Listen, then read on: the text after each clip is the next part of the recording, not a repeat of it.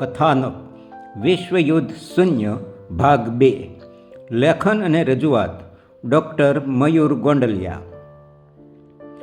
કથાનકના ભાગ 1માં રાજ્ય હસ્તાંતરણનો પાંડવો તરફથી સંદેશો મળ્યા પહેલાંની અને પછીની નગરજનોની સ્થિતિ, મંત્રણા દરમિયાન મધ્યસ્થી શ્રી કૃષ્ણએ રજૂ કરેલા 2 સુઝાવો અને તેના ધૃતરાષ્ટ્ર તથા દુર્યોધન તરફથી મળેલા પ્રતિભાવો જોયા. હવે આગળ. વાસુદેવ, હસ્તિનાપુર ખંડિત થાય તેના કરતાં તો કહેતા ધૃતરાષ્ટ્ર ઊભા થયા હતા. તેના વ્યગ્ર ચહેરાને જોતા જ શકુનીને શંકા થઈ કે કદાચ ધૃતરાષ્ટ્ર કહેશે કે હસ્તિનાપુર ખંડિત થાય તેના કરતાં તો હું રાજગાદી ત્યાગ કરી દેવાનું અથવા તો પાંડવોને સોંપી દેવાનું પસંદ કરીશ.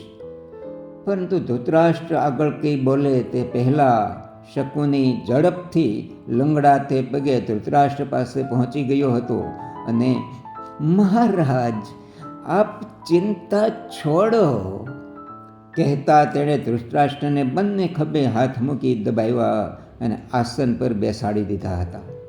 અને દુર્યોધન તરફ આંખથી ઇશારો કરતા સાનમાં સમજી ગયેલ દુર્યોધને બાજી સંભાળી લઈ વાતચીત આગળ વધારી હતી.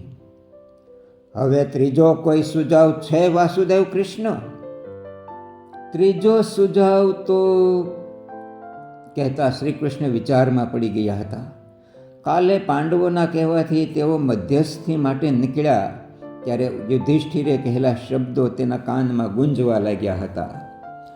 વાસુદેવ, જોજો હો, બહુ અધીરા થતા નહીં.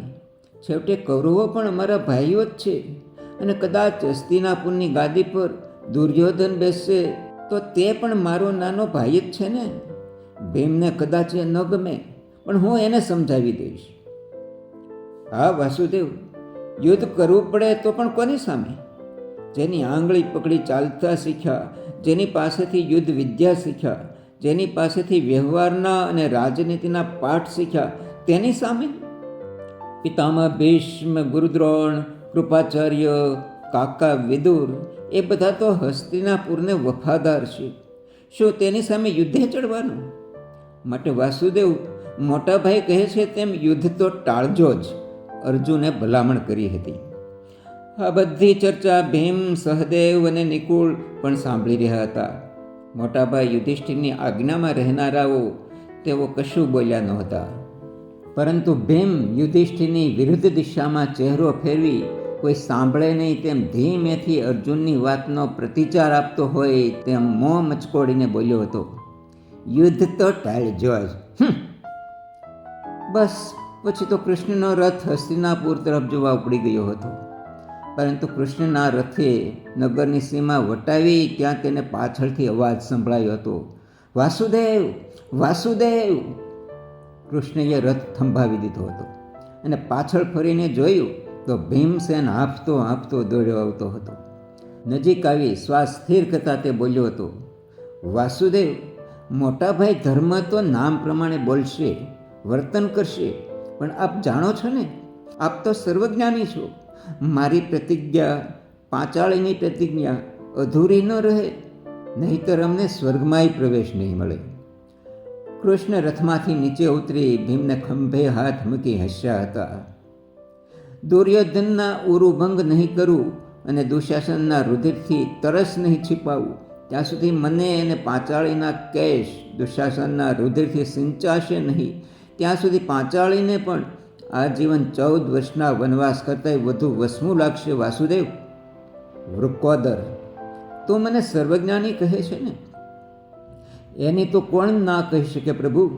માત્ર હું જ નહીં, આખું જગત આપને સર્વજ્ઞાની કહે છે અને માને પણ છે.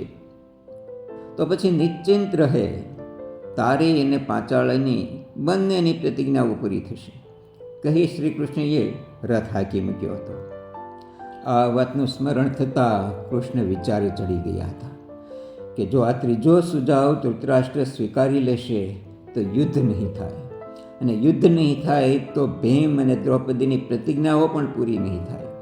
તેથી સર્વજ્ઞાની શ્રી કૃષ્ણએ ત્રીજો સુઝાવ રજૂ કરતા પહેલાં વાતને થોડીક મરડી તો આપ સૌને રાજ્ય વિભાજનનો પ્રસ્તાવ મંજૂર નથી, બરાબર ને? હા હા, બરાબર, બધા સામટા બોલ્યા. તો પછી અંગદેશ કેવી રીતે અસ્તિત્વમાં આવ્યો? એ પણ હસ્તિનાપુરનો જ ભાગ હતો ને? વાસુદેવ કૃષ્ણ, અંગ પ્રદેશ મૂળ હસ્તિનાપુરનો ભાગ નહોતો.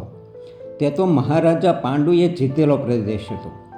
એટલે કર્ણને તે પ્રદેશ આપી દેવા છતાં મૂળ હસ્તિનાપુર ખંડિત નથી થતું. મહાત્મા વિદુરે સ્પષ્ટતા કરી. આ વાસુદેવ કૃષ્ણ, આ હસ્તિનાપુર કે જેનું મારા પરદાદા શાંતનુ અને દાદા ચિત્રાંગન અને વિચિત્રવીર્ય અને પિતામહ ભીષ્મએ નિર્માણ કર્યું છે, તેમાંથી એક હથેળી જેટલી પણ ભૂમિ અલગ પડી નથી અને પડશે પણ નહીં. દુર્યોધન એક હાથની હથેળીમાં બીજી હાથની મુઠ્ઠીનો પ્રહાર કરતા બોલ્યો.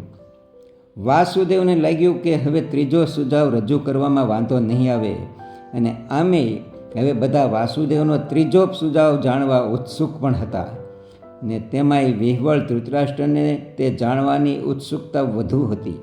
એટલે તેને પૂછી પણ નાખ્યું, પણ વાસુદેવ, ત્રીજો સુઝાવ શો છે? વાસુદેવ કૃષ્ણએ પણ લોખંડ ગરમ જોઈને હથોડો ઉગામી દીધો.